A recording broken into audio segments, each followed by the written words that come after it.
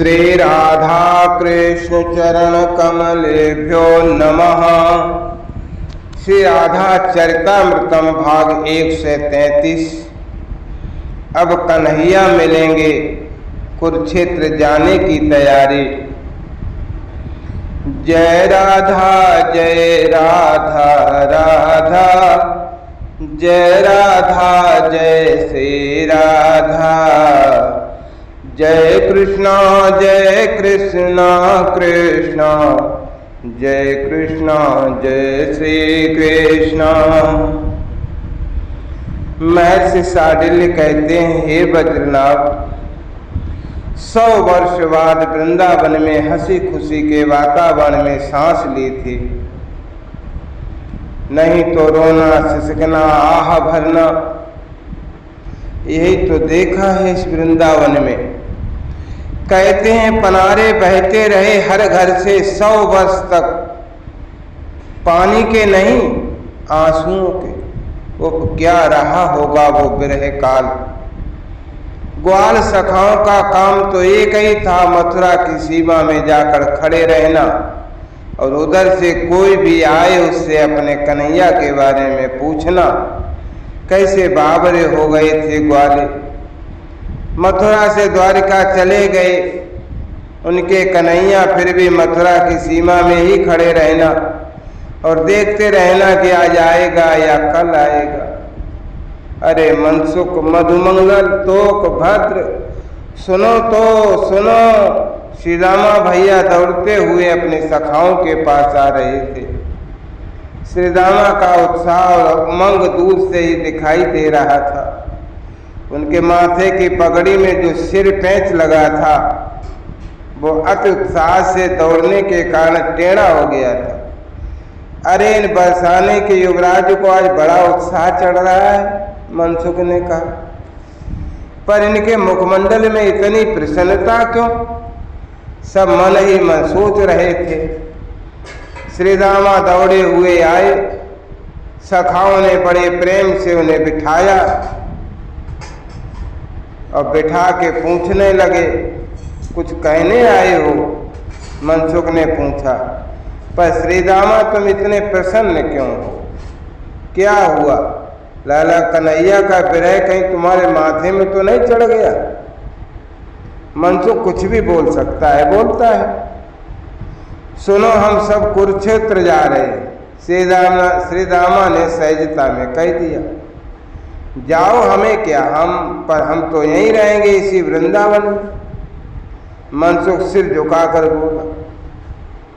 श्री रामा ने मनसुख के पीठ पर हाथ मारे। अरे दारिके, सुन तो, वहां सूर्य ग्रहण है, इसलिए हम सब जा रहे हैं। तो मनसुख ने श्री रामा से पूछा, तो सूर्य ग्रहण है तो यार हमें क्या लेना देना सूर्य ग्रहण से? हमारे जीवन में ग्रहण तो उसी दिन लग गया जब हमारे कन्हैया ने हमें छोड़ दिया, मनसुख बोला। पर तुम्हें क्या पता, सूर्य ग्रहण में स्नान, कुरुक्षेत्र में स्नान करने से बहुत पुण्य मिलता है। श्री रामा हंसते हुए बोल रहे थे। देख भाई, हमारा दिमाग खराब मत करो। जाओ, खूब पुण्य करो, खूब ग्रहण स्नान करो, घूमो फिरो, पर हमें क्षमा करो। देखो, तुम हो बरसाने के युवराज, पर हम तो कुछ भी नहीं है। ठीक है, जाओ कुरुक्षेत्र। ये बात भी मनसुख ही बोला था। तो सखा ने श्री रामा का हाथ पकड़ा और पूछा, भैया कुरुक्षेत्र जा रहे हो, पर ये तीर्थ यात्रा का तुम्हारे मन में कब से विचार आया और क्यों आया? हमें तो कन्हैया के सिवाय कुछ भी अच्छा नहीं लगता है। तीर्थ यात्रा तो बहुत दूर की चीज है, और जाओ तो जाओ, पर इतनी प्रसन्नता हमारे जैसे दुखिया लोगों के सामने दिखाना क्यों? ये बात भी तो सखा ने ही कही थी। श्री रामा, तेरे मन में ये पुण्य कमाने वाली बात आई भी कैसे? और हम लोग तो ये पाप पुण्य से परे थे, फिर एकाएक क्या हो गया तुम्हें? मनसुख दुखी होकर बोला था। अरे कुरुक्षेत्र में कन्हैया आ रहा है। श्री रामा ने बात को ज्यादा छुपाना उचित नहीं समझा और बोल दिया। बरसों के प्यासे को मानो जल की धार मिल गई हो। क्या? सच कन्हैया मिलेगा हमसे, हम मिलेंगे कन्हैया से, उसे हम देखेंगे। सखाओं में एकाएक उत्साह का संचार हो गया था। पर कन्हैया को यहाँ आना चाहिए ना। मनसुख बेचारा सीधा है, सीधी बात बोल दिया था। श्री दामा ने समझाया, इतना तो सोचो, जरासंध का राज्य मथुरा में चल रहा है और जरासंध शत्रु है हमारे कन्हैया का।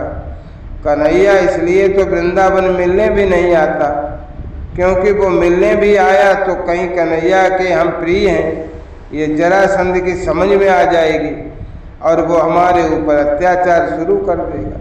हमारा कन्हैया होशियार है ना, वो सब समझता है, सब कुछ समझ कर ही करता है। कुरुक्षेत्र में मिलेंगे हम लोग, तब क्या जरासंध को पता नहीं चलेगा? मनसुख ने फिर पूछा। विश्व आ रहा है कुरुक्षेत्र में स्नान करने के लिए, समस्त विश्व के राजा महाराजा प्रजा सब आ रहे हैं। उस भीड़ में कौन किससे मिल रहा है ये कहाँ पता चलेगा? श्री दामा ने बताया। कन्हैया आ रहा है ये जानते हुए जरासंध क्या कोई उपद्रव नहीं करेगा कुरुक्षेत्र में? नहीं, कितना भी बड़ा दुष्ट शासक क्यों ना हो, पर ऐसे धार्मिक कृत्य के अवसर पर कोई घात नहीं करता। श्री दामा ने समाधान कर दिया था मनसुख की बात का। मैं जाऊंगा। मनसुख अब हंसा, पहली बार हंसा है 100 वर्षों के बाद आज। कहूँगा उसे, देख दुबला हो गया हूँ, माखन कोई नहीं देता मुझे ब्रिज में, सब बेकार है, मैं शिकायत करूँगा तुम सबकी। मनसुख के आंसू बह चले थे, पर खुशी के आंसू थे। अरे माखन लेकर जाएंगे कुरुक्षेत्र और उसे अपने हाथों से माखन खिलाएंगे। वो तोक सका उछल पड़ा। वहाँ खेलेंगे भी, मंदमंगल बोला।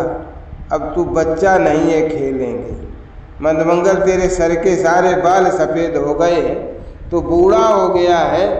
सब हंसे, खूब हंसे। तो क्या हुआ, बूढ़ा हो गया तो क्या मैं खेल नहीं सकता?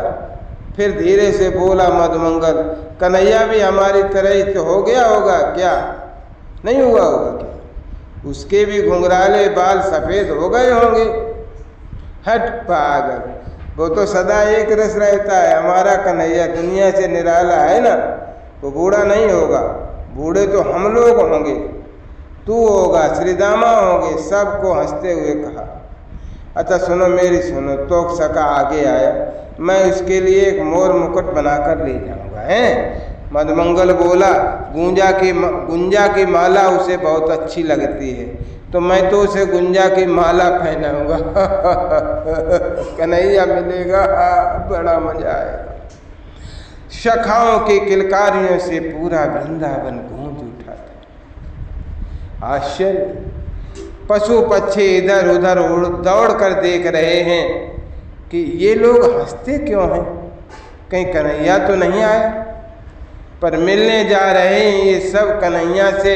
इनकी प्रतीक्षा अब पूरी हुई, अब कुरुक्षेत्र जा रहे हैं।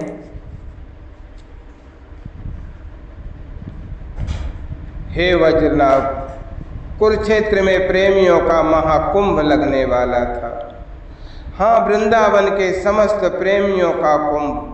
द्वारिका के भक्त और मथुरा के और हस्तिनापुर के भक्त भी तो आ रहे थे। अरे इतना ही नहीं, ऋषि मुनि अलग देवता भी तैयारी में थे। सूर्य ग्रहण के अवसर पर संपूर्ण ब्रह्मांड के लोग भले ही आ रहे हों, इस ग्रहण पर अनूठे तो हैं ये वृंदावन के प्रेमी जन। क्यों न हो, द्वारिकाधीश भी अगर उत्साहित थे इस सूर्य ग्रहण को लेकर, तो मात्र वृंदावन के प्रेमियों से भेंट होगी इसी बात को लेकर। जय राधा जय राधा राधा, जय राधा जय श्री राधा, जय कृष्णा कृष्णा, जय कृष्णा जय श्री कृष्णा।